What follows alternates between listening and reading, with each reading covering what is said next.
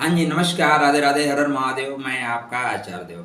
आज इस वीडियो में बात करेंगे कन्या लग्न कन्या राशि के लिए जुलाई 2022 कैसा जाएगा, स्वास्थ्य कैसा रहेगा आपका, पैसे की स्थिति कैसे रहेगी, भूमि भुवन वाहन का सुख और सुख कैसे मिल रहा है, संतान प्रेम की क्या स्थिति है, लव लाइफ आपकी कैसे रहेगी, कहाँ पे आपको संघर्ष करना पड़ रहा है, कौन से शत्रु आपके मार्ग में अवरोधक का काम कर रहे हैं, भाग्य जगेगा क्या, कर्म पथ पे क्या स्थिति बन रही है, नौकरी मिलेगी या नौकरी में कोई अवनति या पदोन्नति, क्या होगा, लाभ कितना कमा रहे हैं और खर्च कहाँ कहाँ करना पड़ेगा। तो स्टार्ट करें उससे पहले विनम्र अनुरोध है कि चैनल को सब्सक्राइब करके रखें। वीडियो पसंद आता है लाइक करें, नहीं पसंद आता डिसलाइक करें। कमेंट शब्दों की मर्यादा को ध्यान में रखते हुए करें। तो कन्या लग्न कन्या राशि, कन्या लग्न कन्या राशि वालों के लिए 2 जुलाई से समय बेहतर और बेहतर होता हुआ प्रतीत हो रहा है। कारण ये है, कारण कि बुध महाराज आपके अपनी ही राशि में प्रवेश कर रहे हैं। यहाँ तक वो थे अपने से द्वादश, यद्यप भाग्य के घर में थे तो कर्म पथ पे थोड़ी सी परेशानी हो रही थी। शारीरिक रूप से आप स्वस्थ थे लेकिन काम में फोकस कम कर पा रहे थे, तो यहाँ पे काम पे पर्याप्त मात्रा में फोकस करेंगे। स्टार्टिंग ये कर रहे हैं आपके 3 नक्षत्रों पे गोचर करेंगे, तो आपके मृगशिरा से स्टार्टिंग करेंगे, आर्द्रा और पुनर्वसु तक जाएंगे। तो मृगशिरा चूंकि यहाँ पे मंगल का प्रभाव लेके काम करेगा तो थोड़े से जल्दबाजी का अवगुण आपके अंदर आ सकता है, तो जल्दबाजी बिल्कुल न करें। आर्द्रा राहु का प्रभाव लेके काम करेगा, यद्यपि मिथुन लगन कन्या लगन को राहु अपना मानता है, फिर भी आर्द्रा और राहु क्या है, संशयात्मक है, तो ध्यान दीजिएगा। यहाँ पे आपके जो क्रिया हैं थोड़े संशयात्मक हो सकते हैं, संदिग्ध हो सकते हैं, वो लोगों को खटक सकते हैं। और वहीं पे फिर पुनर्वसु नक्षत्र में जाएगा, मतलब फिर से काम करना पड़ेगा। क्या है, फिर से काम करना पड़ेगा। तो ऐसा काम ही ना करें कि दोबारा करना पड़े, एक ही बार में काम को फिनिश करें ना। तो लग्नेश आपके 10वें भाव में होने से स्वास्थ्य के दृष्टिकोण से यह समय बेहतरीन जाता हुआ प्रतीत हो रहा है। 10वें से आपके बुध हैं, तो कर्म भाव की स्थिति देखिए तो कर्म भाव भी आपका ठीक होता हुआ दिखाई दे रहा है। बस यही है कि पुनर्वसु नक्षत्र में ध्यान दीजिएगा, कोई काम आप जल्दबाजी करने के चक्कर में उसको अधूरा छोड़ देंगे और आपके जो सीनियर अधिकारी हैं वो आपसे बोलेंगे बेटा गलती हो गई तुमसे, फिर से करके लाओ, ए से स्टार्ट करो जेड तक जाओ।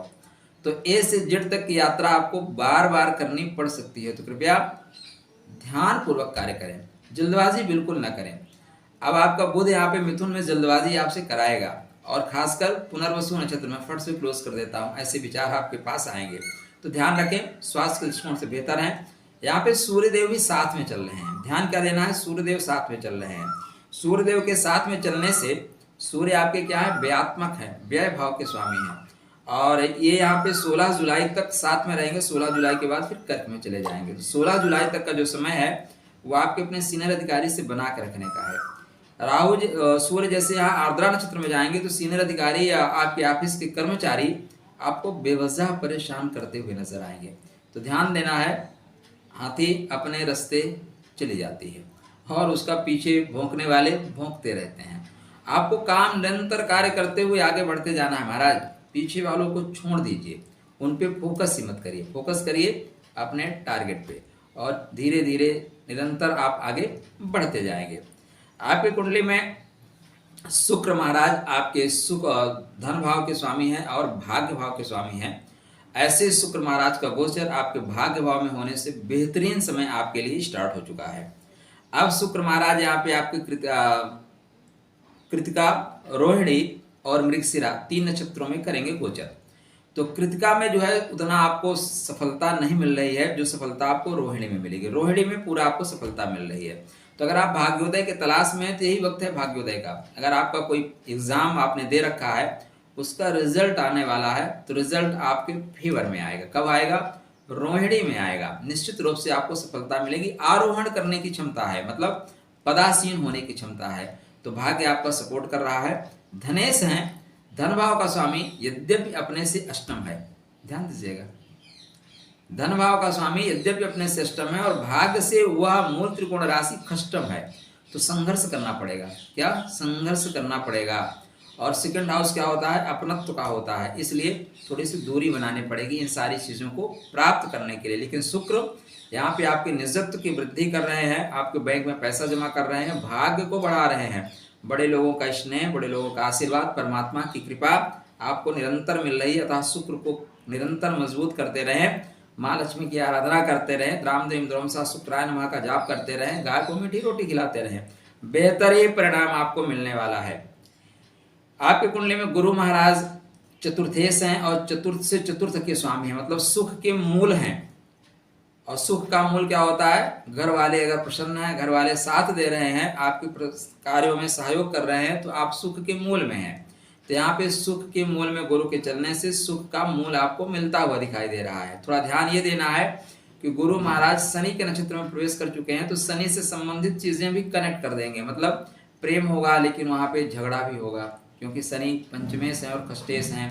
कार्य स्पीड से बढ़ेगा, बुद्धि तो काम करेगी लेकिन बाद में आलस्य आ जाएगा, इस तरह की चीजें होंगी। लेकिन आपका दाम्पत्य जीवन बेहतर है। आप अगर शादीशुदा नहीं है तो दाम्पत्य जीवन की ओर बढ़ सकते हैं।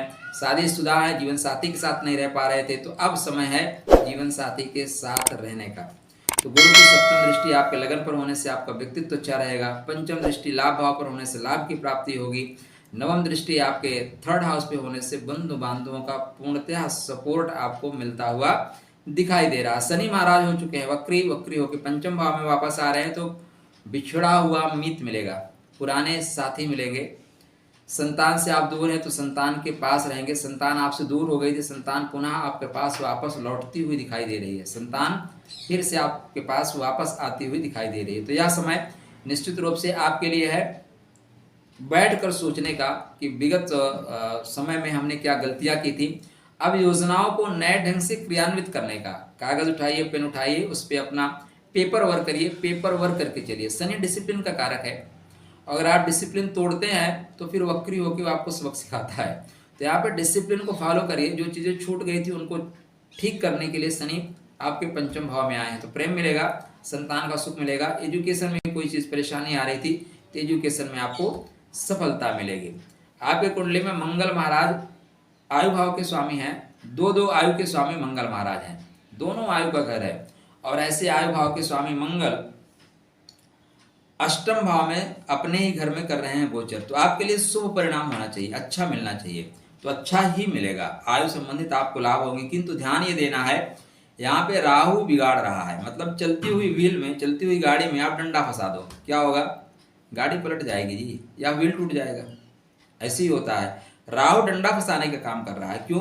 क्योंकि राहु व्यय भाव के स्वामी सूर्य के नक्षत्र में गोचर कर रहा है, कृतिका में, तो यहाँ पे डंडा फंसाने का काम करेगा। जैसे रोहिणी में गोचर करेगा तो फिर क्या है, आपको द्रुत गति से लाभ देगा, मेष के नीचे से पैसा देगा, जमीन के नीचे से पैसा देगा, 2 नंबर के पैसा देगा, लेकिन वो भरणी में जाने के बाद। तो अगर आप यात्रा करते हैं तो ध्यान दीजिए, अचानक आपकी ब्रेक फेल हो सकती है, आपकी गाड़ी स्लिप कर सकती है, अचानक कोई बिना इंडिकेटर दिए हुए दाएं बाएं मूव कर सकता है, पशु आपके सामने आ सकते हैं और अचानक ब्रेक मारेंगे तो ब्रेक नहीं लगेगी या गाड़ी गिर सकती है, आपको चोट लग सकती है। तो वाहन चलाते समय विशेष सावधानी रखें। अगर 2 व्हीलर चला रहे हैं तो पक्का हेलमेट लगा के चलें, 4 व्हीलर चला रहे हैं तो सीट बेल्ट बांध के चलना आपके लिए हितकारी, कल्याणकारी होगा। और आपकी कुंडली में बात करें तो बुध महाराज, बुध की बात हो गई, शनि की बात हो गई, गुरु की बात हो गई। चंद्रमा महाराज जो है वो हर 2.5 दिन में, 2.25 दिन में राशि परिवर्तन करते रहते हैं, इसलिए उनकी बात नहीं करेंगे। बात करेंगे सूर्य महाराज। सूर्य आत्मा है, जगत की आत्मा है, लेकिन आपके लिए क्या है, व्यय भाव के स्वामी है, मतलब पिछले जन्म से कनेक्टिविटी बना के रखे हुए हैं। तो ये सूर्य महाराज सिंह राशि इनकी अपनी है, मघा, पूर्वा फाल्गुनी, उत्तरा फाल्गुनी की शक्ति लेके चलते हैं। तो त्यागी से पानी शक्ति सूर्य के पास है, ठीक है ना, अलग कर देने की शक्ति है। ये चलेंगे कहाँ तक? 16 जुलाई तक आपकी कुंडली में कर्म भाव में चल रहे हैं। तो लापरवाही आपके लिए भारी पड़ सकती है, लापरवाही आपके लिए भारी पड़ सकती है। नौकरी में आपको परेशानी आ सकती है, खासकर जब सूर्य आर्द्रा में चलेंगे तब आपके लिए तनावपूर्ण स्थिति का निर्माण होता हुआ दिखाई दे रहा है। तो अतः बहुत सी बातों को अनसुना कर देना जीवन में सफल होने का बहुत अच्छा मार्ग है। सबकी बातों का उत्तर देते रहेंगे तो सिर्फ आप उत्तर ही दे पाएंगे और कुछ नहीं कर पाएंगे। सबकी बातों को उत्तर भी आप नहीं दे पाएंगे, क्योंकि आपके पास लिमिटेड समय है।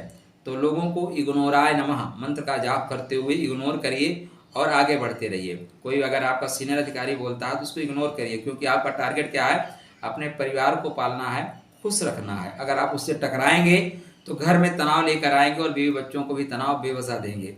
इसके बाद सूर्यदेव एकादश में चले जाएंगे, तो द्वादश का स्वामी अपने से द्वादश यहाँ पे आय संबंधी मार्गों में थोड़ी सी रुकावट हो रही है, तो कृपया ध्यान रखें ऐसा कुछ कार्य ना होने पाए जिसकी वजह से रुकावट हो। तो कन्या लगन कन्या राशि, आप अपने बुध को शुक्र को मजबूत करके रखें, सूर्य और मंगल का दान करते रहें, आपके लिए समय बेहतर जाता हुआ दिखाई दे रहा है। तो चलिए परमात्मा सबका मंगल करें। आपके लिए राधे राधे।